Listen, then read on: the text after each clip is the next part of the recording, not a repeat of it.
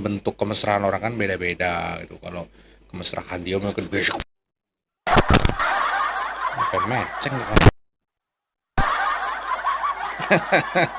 Tolong Bapak olok-olok saya, Pak. Mana tahu saya bisa umroh dengan cara Bapak olok-olok, Pak. Tolong ya, Pak ya.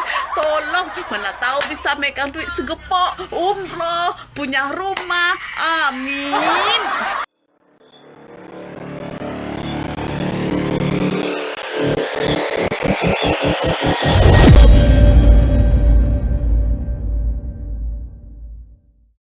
Assalamualaikum warahmatullahi wabarakatuh. Apa kabar semuanya? Semoga kita semua, saya dan kalian semua selalu dalam lindungan Tuhan Yang Maha Esa, agar selalu dijaga lisannya.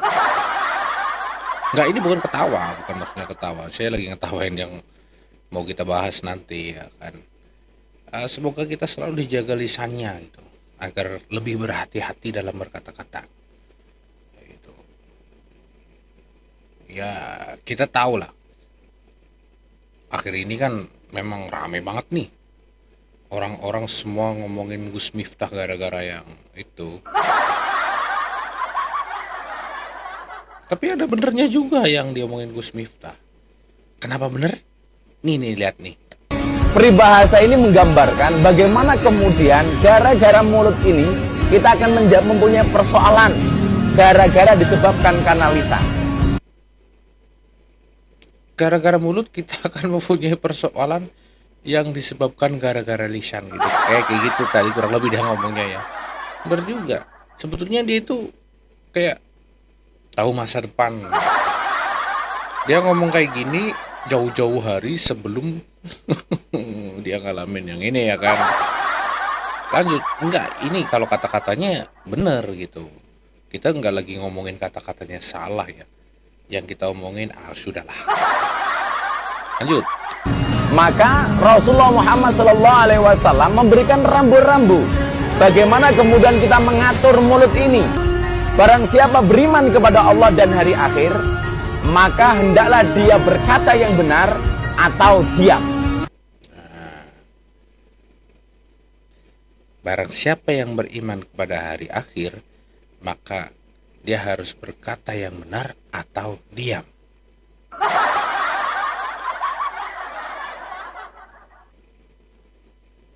Ya aku diam tadi, karena aku nggak bisa berkata yang benar gitu. Kita kan cuma manusia biasa, bukan Gus Miftah. Ya kan? Jadi yang diomongin Gus Miftah itu benar dong. Karena berkata yang benar atau diam gitu. Ya kan? Ini kata-katanya Gus Miftah nih. Ini ada beberapa yang saya kumpulin ya, biar kalian bisa tahu seberapa benar gitu kan. Apa nih? Bosokan nih. Borongan. Borokan ya apa? Oh kon borong ya. Oh kon borong. Es tehmu jek akeh ra? Masih. Ya kono didol.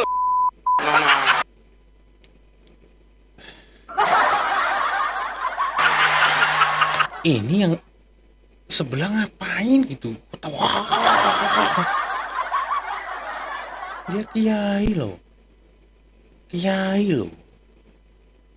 Ini kalau nggak pemilik, siapa namanya, Usman ya. Kalau nggak pemilik ya dia pengasuh pondok pesantren gitu. Kok lihat orang dikata-katain gob itu ketawa sama ini, ini nih yang kadang aku heran gitu.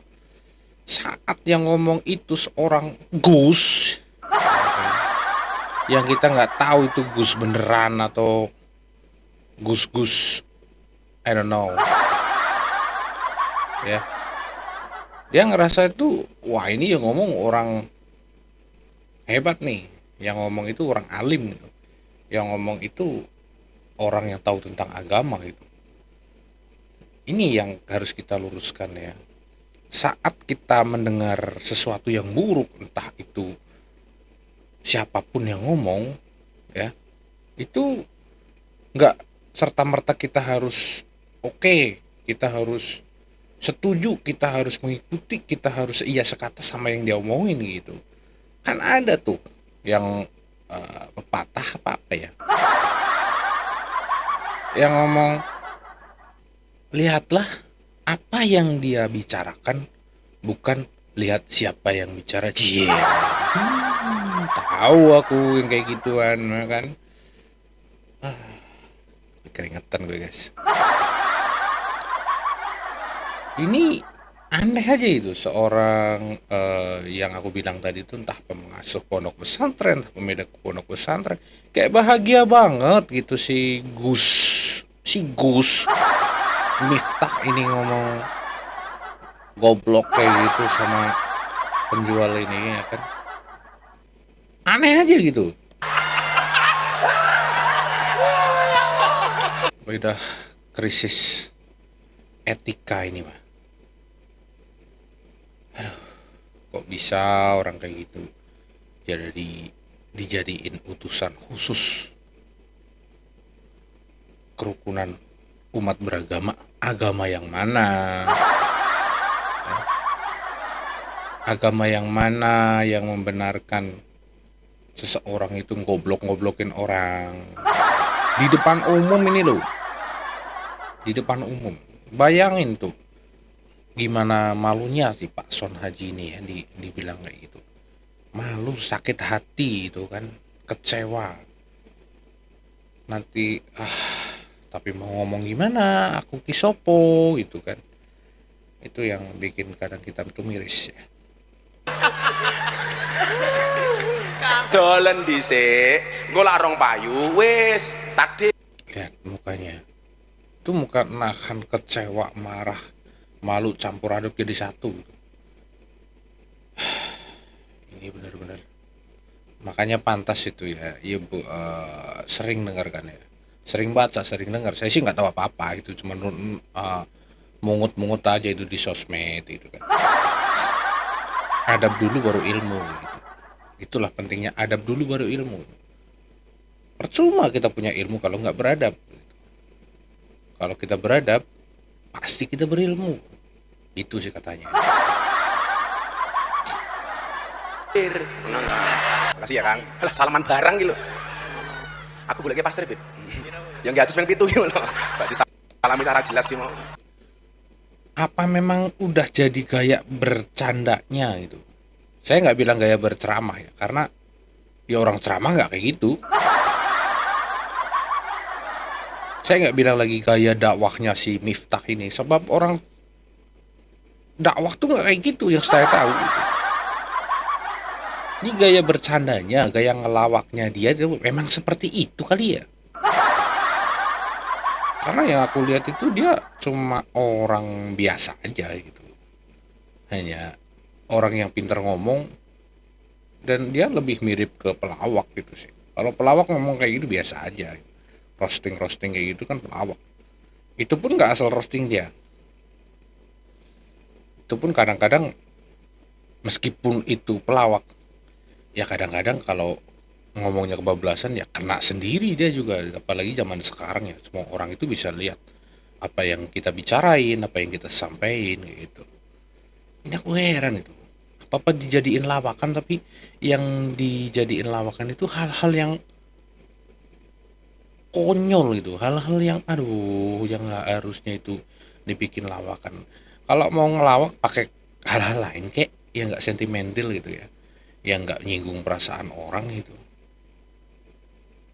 Inilah bedanya seorang yang ngaku Gus. Karena setauku Gus-Gus yang lain itu bagus itu. Saya juga banyak ngikutin tuh kayak Gus Baha itu ya. Bagus, sokman, sejuk, nggak kayak gini. Ini Gus Opo. Walah Gus.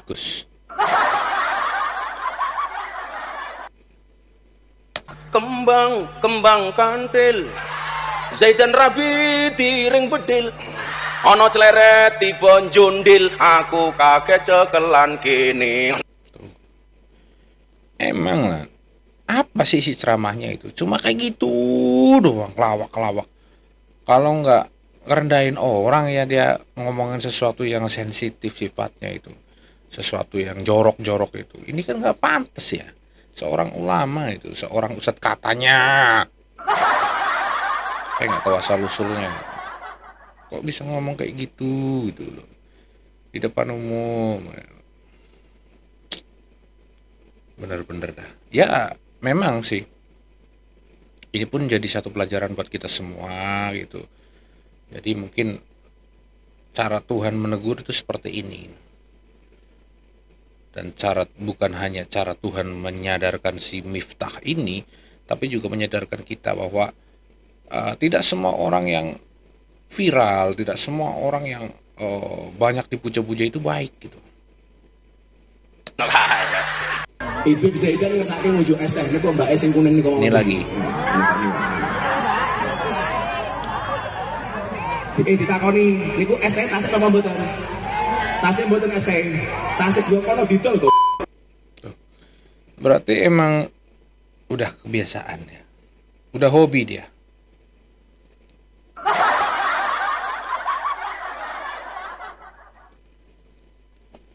Udah hobi dia. Lawakan-lawakan model kayak gini tuh udah biasa di mana-mana gitu. Ini beberapa aja yang aku dapat itu yang ketangkap kamera itu terus dipost sama orang. Mungkin ada ratusan yang nggak terekam itu kelakuan si Gus Miftah ini yang bener-bener deh. Bajing loncat, bajingannya kalau ajak munggah nih. Apaan ini ada lagi nih sama si siapa ini ya, Tipesek ya. Dia tuh kalau ngomong itu asal ceplos, nggak mikirin orang yang diajak ngomong itu bakal terluka atau enggak, tersinggung atau enggak. Dia bilang bajingannya aku ajak naik nih. Ya mau ngelawak jangan kayak gitu loh. Itu seenggaknya dia tuh ingat gitu loh. Kalau dia itu menyebut dirinya seorang Gus itu, atau kalian yang ngejulukin dia Gus kayak nggak tahu.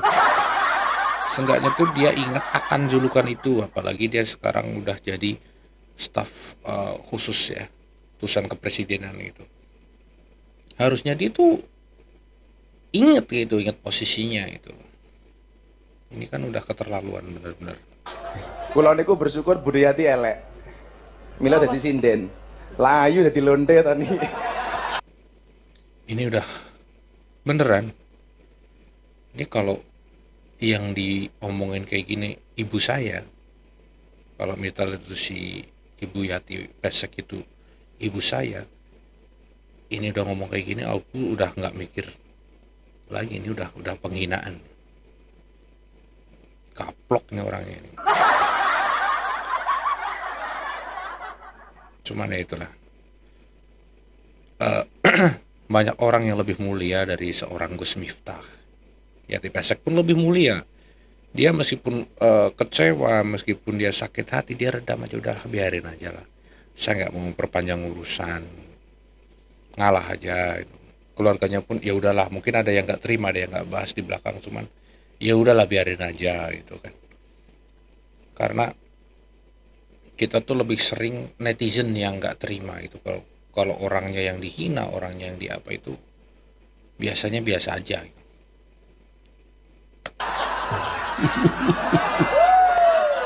Lihat, ini kecewa banget ini si wajahnya ibu si siapa Yati Pesek ini ya, kecewa banget.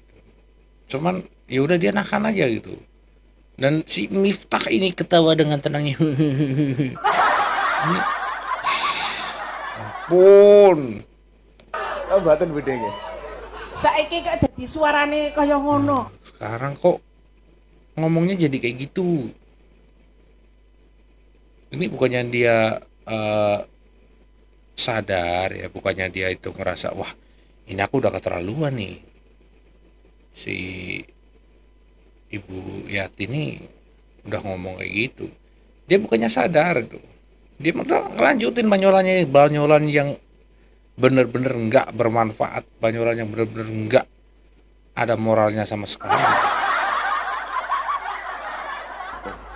Lah sakniki mbahasan sing kula tenani, Pak Di. Lah kula malah khawatir modar dhisik niki. Lah sebabnya apa? Lah kula iso keracunan. Kok keracunan? Ampun expired niki susune. Tuh kan. Ke area-area sensitif, ngomong hal-hal yang jorok, dianggapnya itu udah jadi hal yang menyenangkan bagi orang. Dan mirisnya itu, kita tuh suka denger hal-hal banyolan seperti itu.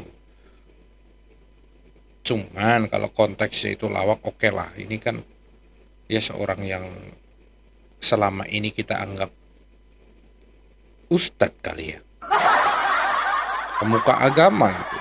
Anggapan, meskipun itu semua anggapan, entah kebenarannya apa enggak, yang jelas dia itu udah dianggap sosok yang baik gitu, sosok yang diteladani oleh warga Indonesia.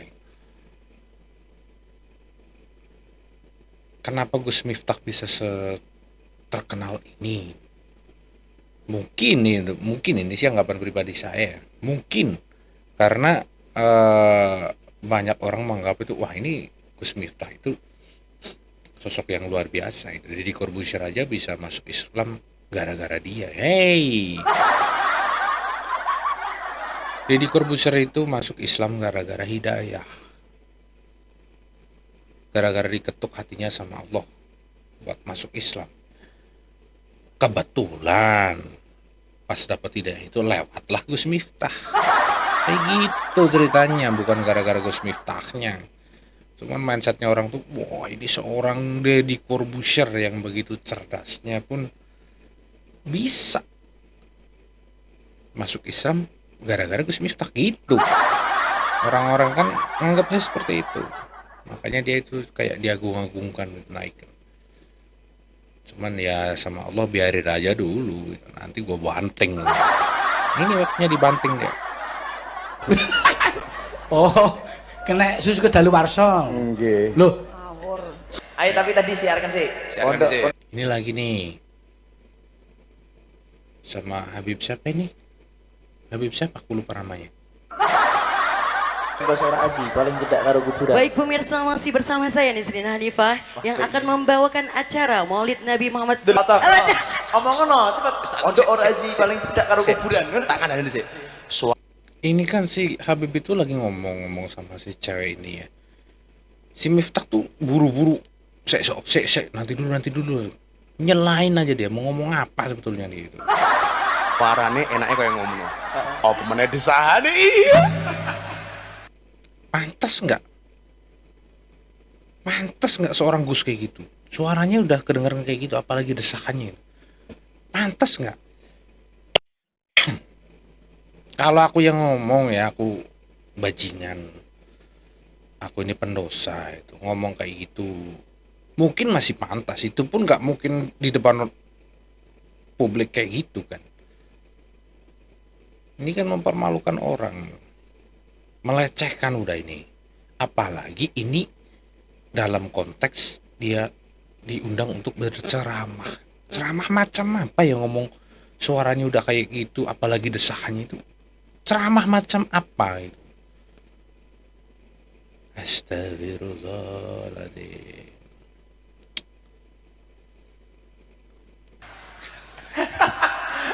Ini ya, kalau aku sih masih agak nggak terlalu gimana ya. Si Habib ini ketawa, dia juga nggak ikut ngomong aneh-aneh, dia ketawa mungkin ya sekedar menghargai Gus Miftah aja lah gitu ya, daripada disambung dengan omongan yang nggak enak. Mungkin tujuannya seperti itu.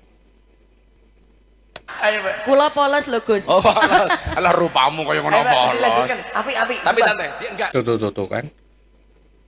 Saya polos lu Gus, alah rupamu kayak gitu kok polos. Si Habib ini udah bilang, udah bagus suaramu bagus, lanjutan. Dia sebenarnya mau bikin biar nggak ada celah buat si Miftah ini ngomong lagi. Cuman ya kita tahu lah Miftah itu kayak apa. Dia terus menyela gitu. Dia mau ngomong apa yang ada di pikirannya, pikiran jorok apa yang mau disampaikan. Ini aduh bener-bener deh. Dia emang polos. Cowok itu memang suka dengan cewek yang polos, baik polos pikirannya maupun polos busananya. Iyalah modar. Selamat ngomong polos. Ayo do. Bib nanti foto ya, Bib. Ya, sekawet baik. Udah kayak apa ya? Pantasnya ini bukan seorang udah pelawak gitu, pelawak. Terus heran aku. Maka wajar dong kalau netizen rame-rame itu bahkan sampai buat semacam kayak voting ya, buat copot Gus Miftah dari jabatan utusan kepresidenan untuk kerukunan umat beragama. Pantas, sangat pantas itu. Orang seperti ini tuh jangankan di posisi itu, dia udah masuknya udah jadi pelawak aja udah. Pelawak pun nggak semua orang bisa nerima lawakan dia gitu. Nah ini lihat, nih istrinya dia digituin, coba lihat ini apa-apaan itu sebelum problem ini naik ya, yang masalah Pak Son Haji itu, si penjual es ini.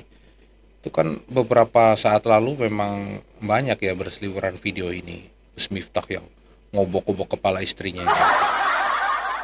Dia bilang itu kemesraan dan mereka udah biasa ngelakuin kayak gitu satu sama lain. Wey, ya kita nggak bisa nyalain juga itu. Jadi itu mungkin bentuk kemesraan orang kan beda-beda gitu. Kalau kemesraan dia mungkin besok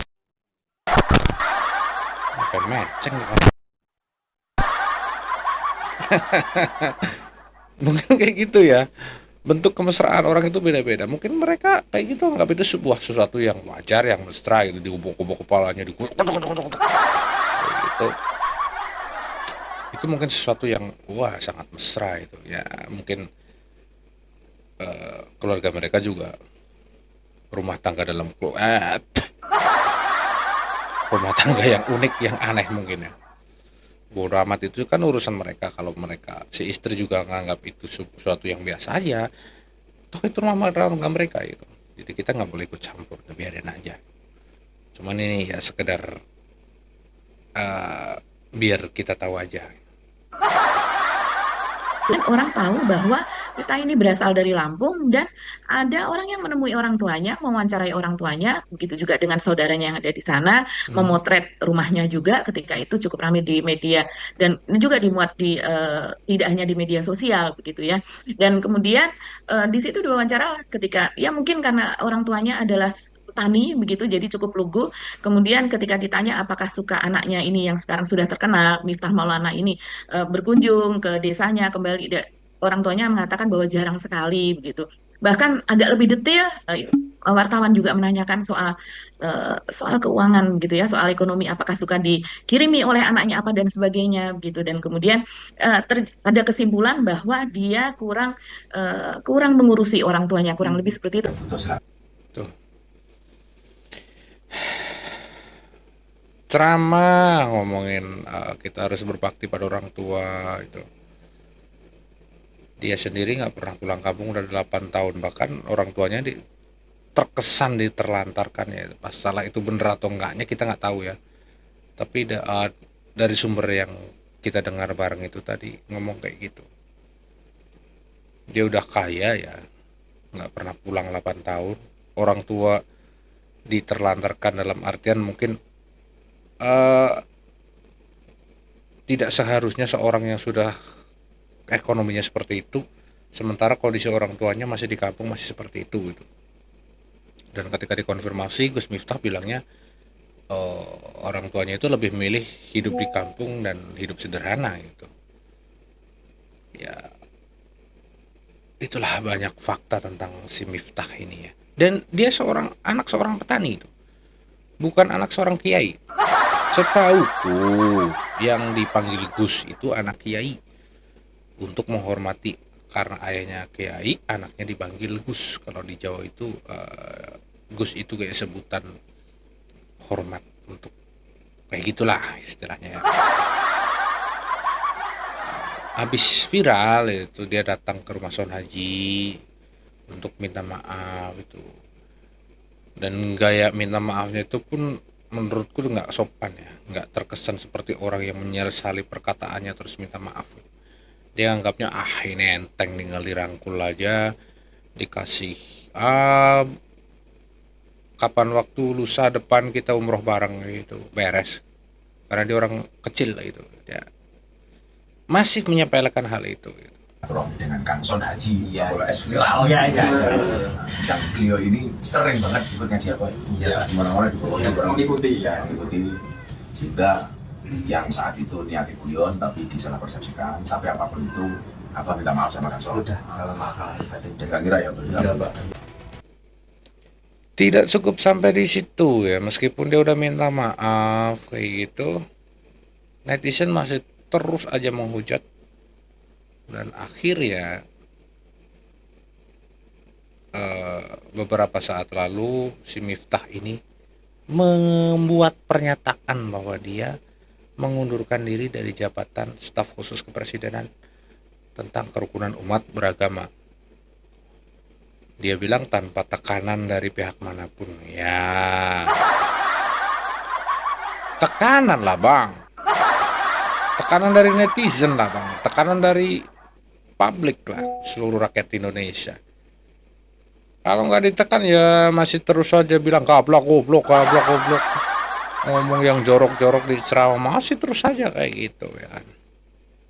Tapi ya udah gitu, apapun itu toh dia udah minta maaf, tulus atau tidak itu bodo amat. Dia udah minta maaf di depan publik dan dia menyatakan mengundurkan diri di cuplikannya. Setelah berdoa, bermuhasabah, dan istiqoroh, saya memutuskan untuk mengundurkan diri dari tugas saya sebagai utusan khusus Presiden bidang kerukunan beragama dan pembinaan sarana keagamaan. Keputusan ini saya ambil bukan karena ditekan oleh siapapun, bukan karena permintaan siapapun. Oke. Tetapi keputusan ini saya ambil karena rasa cinta, hormat dan tanggung jawab saya yang mendalam kepada Bapak Presiden Prabowo Subianto serta seluruh masyarakat. Ya, kita nggak boleh terlalu berburuk sangka ya. Bisa jadi meskipun agak terlambat. Ya, maksudnya dari awal aja gitu. Enggak.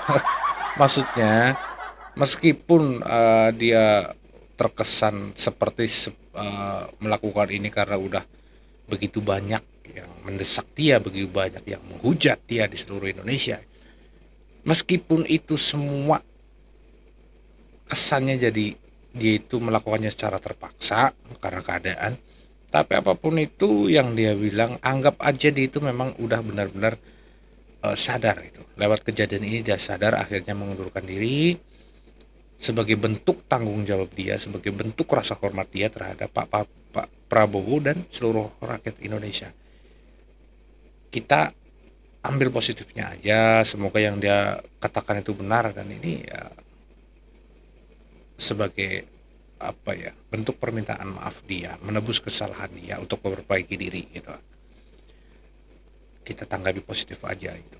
Semoga sih kedepannya dia memang jadi sosok yang benar-benar berubah dengan baik. Oke, kita lihat ini tanggapan Presiden Prabowo setelah pernyataan pengunduran diri dari Gus Miftah. Komentar saya kira itu adalah tindakan bertanggung jawab, tindakan kesatria. Ya. Beliau sadar, beliau salah ucap, beliau bertanggung jawab dan beliau mengundurkan diri. Saya kira kita hargai sikap kesatria itu. Saya kenal beliau, ya mungkin karena beliau memang bergaul dan sering berceramah di kalangan bawah. Mungkin bahasa beliau niatnya bukan niat jahat, bukan niat menghina, tapi terlepas mungkin ya salah ucap. Beliau sadar beliau salah, beliau bertanggung jawab, beliau mengundurkan diri. Saya kira itu ya jelas. Saya kira di Indonesia juga jarang orang merasa salah, bertanggung jawab dan mundur diri ya. Kita cukup apresiasi kepada Presiden Prabowo ya. Dia menanggapi ini dengan singkat, jelas, padat, tanpa bertele-tele kayak gitu, tanpa ada hal-hal lain ini itu gitu. Yang jelas sudah minta maaf. Dia sosok yang berani, kesatria, mengakui kesalahannya kayak gitu. Dan jarang ada orang yang mengakui kesalahannya dan mengundurkan diri di Indonesia. Itu betul gitu. Ini saya rasa komentar yang cukup bijak. Anehnya setelah mundur Pak Son Haji itu dia malah minta Presiden Pak Prabowo Pak Prabowo untuk menolak pengajuan pengunduran diri dari Gus Miftah gitu. Ini tuh kenapa? Apa gara-gara banyak yang entahlah, aku bingung gitu. Ya mungkin beliau memang udah benar-benar memaafkan Gus Miftah ya, udah memaafkan gitu, dan beliau ngerasa atas kejadian ini toh beliau juga dapat banyak manfaat, banyak yang ngasih uang ke Pak Son Haji ya, ratusan juta, rumah, umroh, anak di sekolah sampai kuliah gitu kan. Ini sesuatu yang rezeki yang bener-bener rezeki nomplok gitu. Rezeki nomplok gitu. Mungkin karena hal itu lah kita jadi ngerasa dia tuh ya, meskipun Gus Miftah mungkin sempat keceplosan, toh manfaatnya ada gitu. Toh saya dapat manfaat. Toh karena hal itu saya dapat rezeki gitu. Jadi mungkin dia ngerasa sedih itu ketika Gus Miftah mengundurkan diri. Saya memaafkan Gus Miftah dan saling memaafkan. Saya mohon kepada Bapak Prabowo untuk meminta pengunduran diri Gus Miftah. Saya menanyakan kepada Gus Miftah untuk tadi kabinet. Saya sudah memaafkan Gus Miftah. Saya mohon, saya minta dan memaafkan. Saya mohon kepada Bapak Prabowo untuk menolak pengunduran diri Gus Miftah.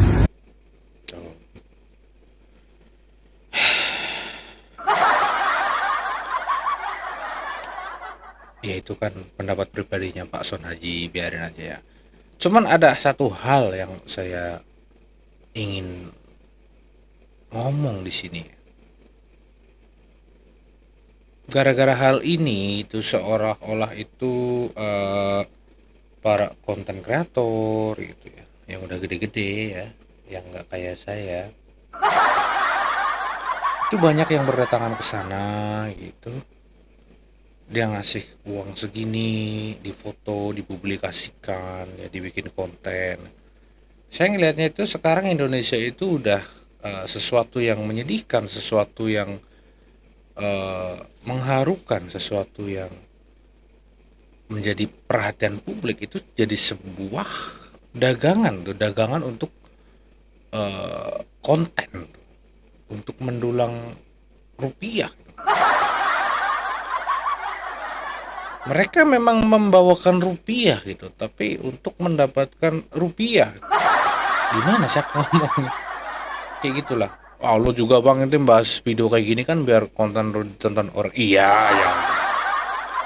Ya udahlah, nggak usah ngomong lah, ntar salah lagi gue. Ya intinya kayak gitu. Kalau misal ada kasus seperti ini itu, terus kemudian ada yang memberikan sumbangan kepada dia itu, terus kemudian ada pihak yang cepat tanggap itu, ada yang mengalokasikan dananya, mengatur dananya. Setelah terkumpul banyak, katakanlah itu ya, nih saya hitung aja ya, ratusan juta buat rumah, umroh, sekolah anak sampai kuliah itu miliaran, guys. Andai kata itu dibagi untuk penjual es yang lain, untuk penjual serabi, untuk pemulung yang lain yang mungkin kehidupannya bahkan jauh lebih, mohon maaf, jauh lebih rendah dibanding Pak Sonaji, tapi karena dia tidak terekspos, tidak ada kesempatan untuk dihina yang jadi viral, sementara dia jauh lebih membutuhkan, atau ada yang mungkin terkena penyakit nggak bisa berobat gitu. Ini saya rasa kalau ada yang mengatur donasinya, ya, yang mendistribusikan donasinya, itu saya kira ini jadi satu hal yang baik, ya. Bukan cuma ke satu orang aja yang lagi viral karena bisa dijadiin konten itu.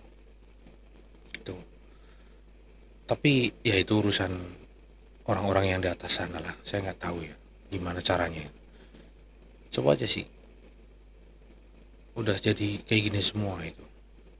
Indonesia itu udah mungkin nggak kita sadari beberapa waktu ini udah jadi konten yang menarik.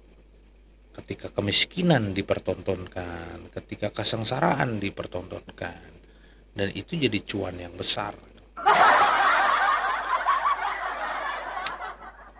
Dan ketika yang ditargetkan itu dengan kemiskinannya, dengan kesengsaraannya, ditargetkan kemudian diberi sumbangan gitu, tapi tidak memberi manfaat yang sesuai yang diinginkan si pemberi uangnya,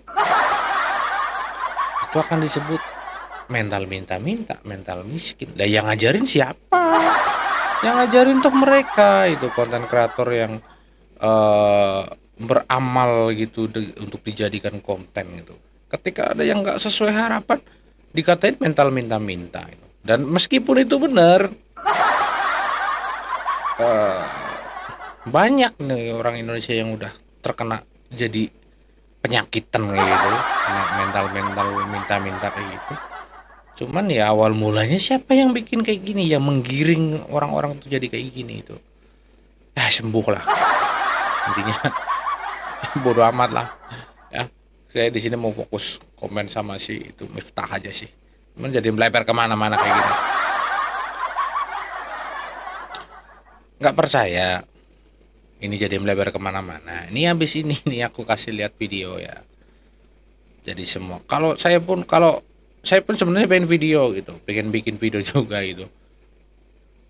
Gus Miftah, tolong hina aku semaumu, yang lebih dalam lagi kek, yang lebih menghina lagi kek, sampai aku nangis juga nggak apa-apa. Kalau ujung-ujungnya dapat duit kayak gini mah aku mau aja. Lumayan guys, ya kan? Kalau ada yang menghina aku gitu, dirujak, aku dihina itu, terus aku dapat uang, udah nggak usah banyak-banyak lah, nggak usah semiliaran. Itu kayak yang dikasih Willy Salim aja 100 juta, aduh. Guys, cari makan aja susah guys ya. Tapi ya harus sembuh lah. Tuh, kita nggak boleh kayak gitu. Ingat, jangan mental minta-minta ya.